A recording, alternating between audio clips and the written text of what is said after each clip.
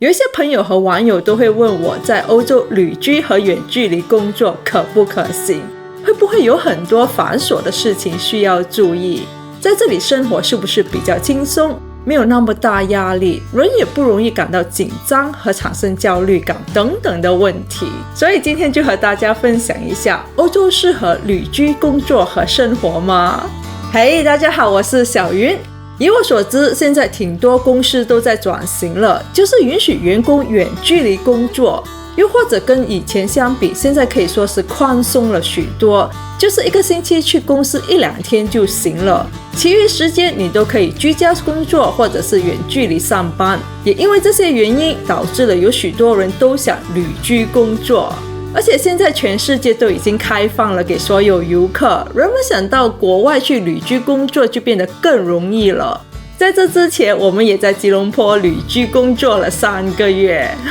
在我们公司，你就不难看到有同事在世界各地旅居工作。尤其我们这里现在正在放 Summer Holiday， 有些同事就会在南法、意大利、西班牙、希腊等等的国家租一间 Summer House，然后就在那里旅居工作起来。一般人来欧洲旅居工作拿的都是旅游签证，他们会在欧洲逗留大概2到3个月的时间，然后再转到下一个国家，或者是回到自己的国家。在这期间，他们除了会在欧洲走走停停，到处看看逛逛之外，他们大部分的时间都是在工作，只是工作时间变得比较 flexible 一点。那在荷兰旅居工作是一个怎样的情况呢？其实在荷兰，只要你会说英语，就完全可以应付在这里短暂的生活，因为你只是在这里旅居工作，那要顾虑的事情其实并不多，所以就好好去体验和享受欧洲的生活就好了。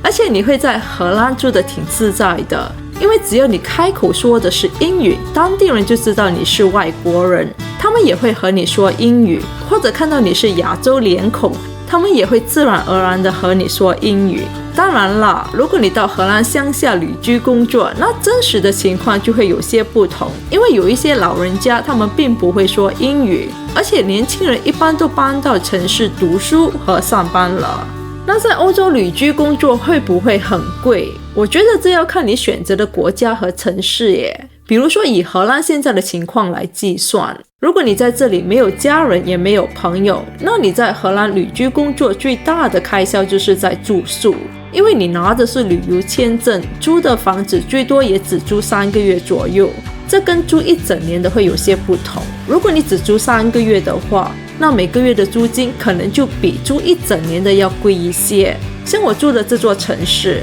普遍一间60平方米的 apartment， 没有什么室内设施哦，也没有什么 infinity pool 的那一种，就是很一般而且非常简单的 apartment， 不包含水电费和杂费，一个月的租金就在1250到1350欧元左右。至于其他开销，像是饮食、车费和其他基本杂费的话，如果你大多时间都是自己煮，这起码一个人也要5到600欧元左右，然后还要加上水电费。不过有一些租金是包含水电费和杂费的。如果你真的要来这里旅居工作，租房的时候你要问清楚和看清楚合约。粗略估计一个月旅居工作的基本生活开销大概就在2000到2500欧元左右。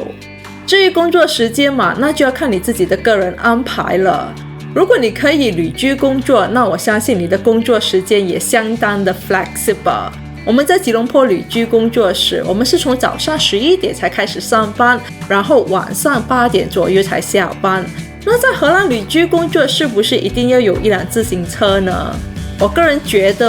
自行车不是一个必需品，但有了它，生活会比较方便。如果你真的想买一辆自行车，我会建议你买一辆便宜2手的自行车，然后要离开之前再把它放到网上卖掉。如果你在这里有当地朋友，那处理这些事情就更加容易了。不过即便你没有自行车，也不会对你在这里的生活造成任何困扰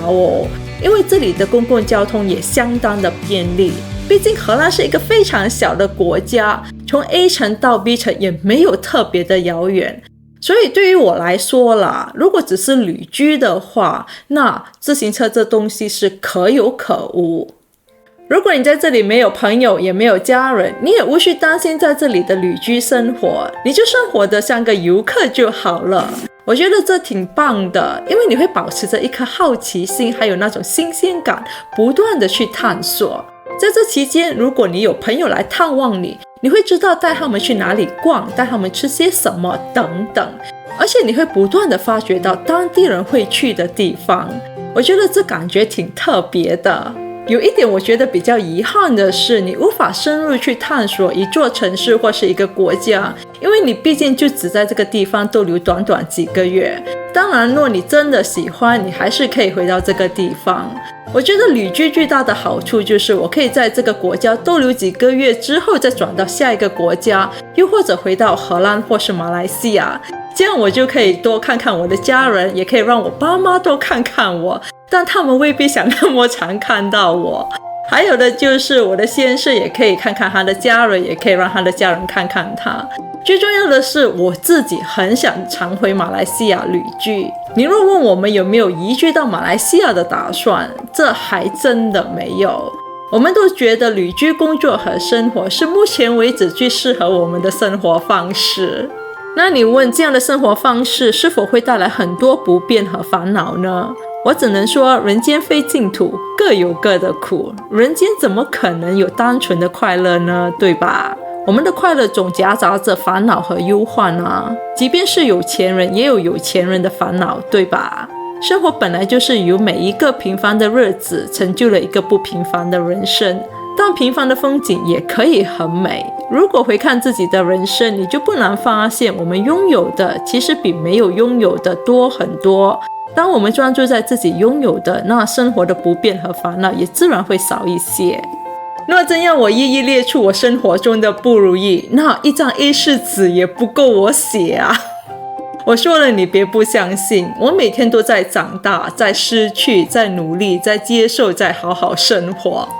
旅居工作最重要的就是你的工作允许你这么做，可以让你到其他地方工作。还有的就是你在生活里没有任何后顾之忧，你没有不可以离开的原因，也没有任何牵挂。我们其实有许多朋友和同事都可以旅居工作，但很多时候因为他们有小孩、有伴侣、有宠物、有家人需要照顾，而不允许他们这么做。旅居给了我们一个机会去体验、去分析、去比较哪里和哪种生活方式更适合我们。